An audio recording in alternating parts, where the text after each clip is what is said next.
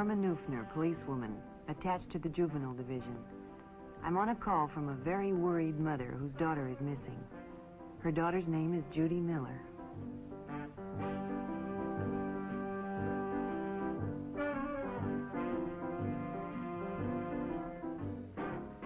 Judy enjoyed babysitting, but there weren't enough jobs among the people she knew, so she decided to advertise at the supermarket for extra work.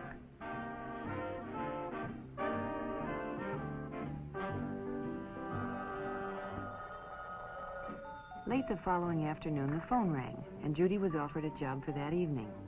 The man told her he and his wife were going out to dinner and that their regular could he pick her up in 15 minutes.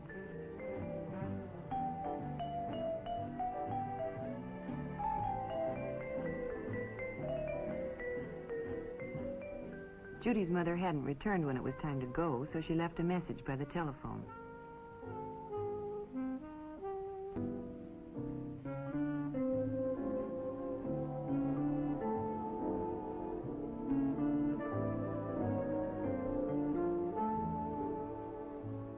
When her mother came home, she found Judy's note and called the number to let Judy know she was home in case she wanted anything.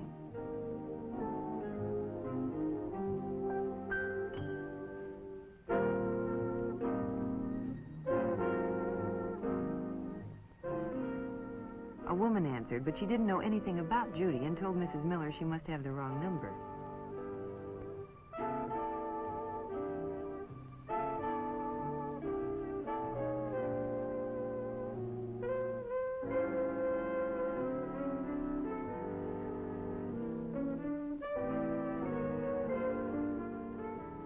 By midnight, Mrs. Miller was really worried.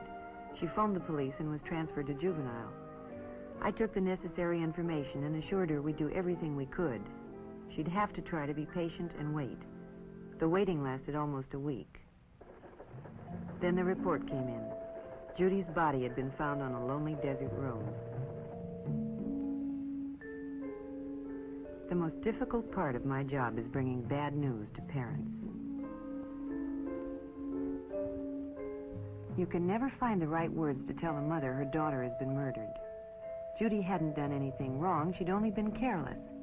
Careless about whom she'd trusted. In itself, there'd been nothing wrong about advertising for a job, but it led her to trusting a person she knew nothing about. A mentally sick person who used her innocent ad as an introduction to his act of violence.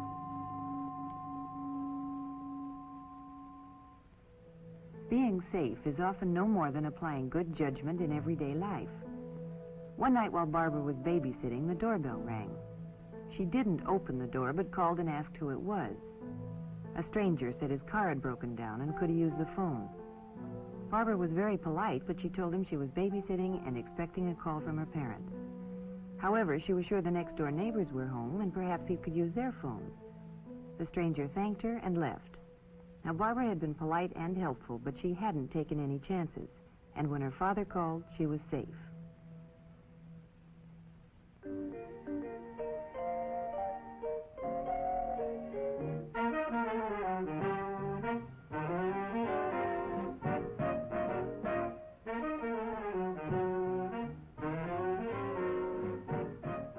Friday night was movie time for Sally and Elizabeth.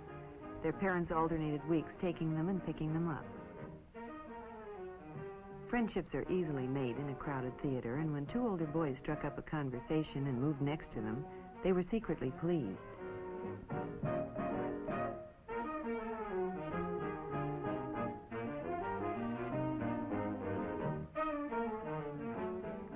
At intermission, Sally found it flattering to have her friends see her in the company of older boys, and when they asked if they could take the girls home, she was all for it. She asked Elizabeth to call her folks and tell them that they could ride with a friend's parents. Elizabeth was tempted, but decided it wouldn't be right, and Sally was disappointed.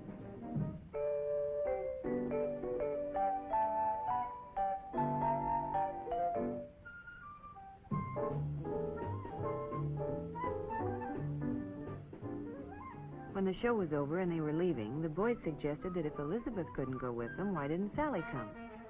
Sally thought it was a great idea and asked Elizabeth to tell her folks that her parents had picked her up. Elizabeth didn't like the idea, but Sally insisted. So, Elizabeth left alone.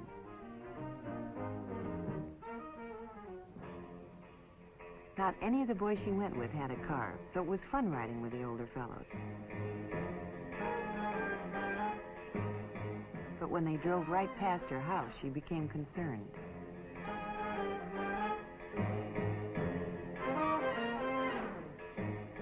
When they arrived at Lookout Peak, she was frightened. She tried to convince herself there was nothing to worry about, but when they parked off the road, she knew she had gotten herself into something she couldn't handle. At midnight, her parents became alarmed and called the Nelsons. Yes, Elizabeth was home. Hadn't they picked up Sally? No, over an hour ago. Well, of course she could talk to Elizabeth. Between guilty tears, Elizabeth told what had happened. Sally had been found, dazedly walking down the road from Lookout Peak. It was a night they'll long remember. In fact, Sally may never be able to forget it.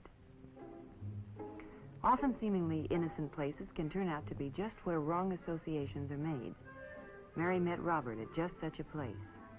Robert frequented the malt shop in his spare time, which was considerable, as he'd finished high school and didn't work. Here he sought out the company of younger teenagers because he wasn't accepted by those of his own age group. Mary and her girlfriend could always be found at the malt shop after school.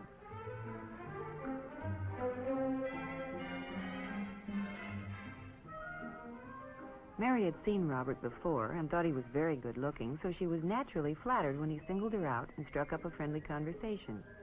He was fun to talk to, and they discussed everything from cars to movie stars. When he offered her a ride home, she was only too happy to accept.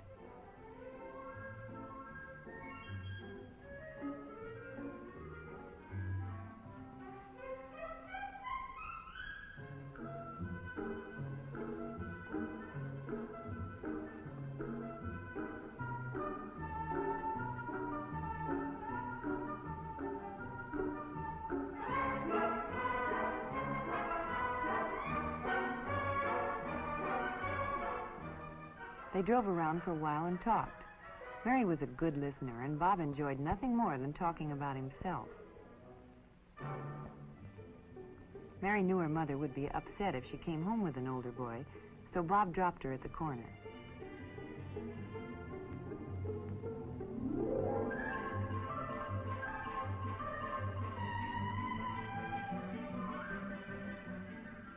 After that, they saw a good deal of each other. At first, Bob was willing to see her at the malt shop, but as time went on, he became jealous of her friends and insisted on their spending more time alone.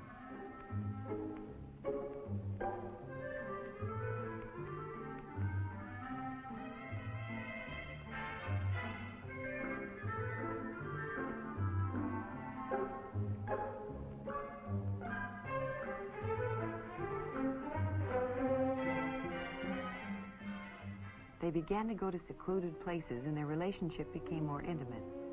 Mary knew things were getting out of hand because Bob became more and more demanding, but not wishing to lose his friendship or the prestige she enjoyed from her friends for having an older boyfriend, she complied with his desire.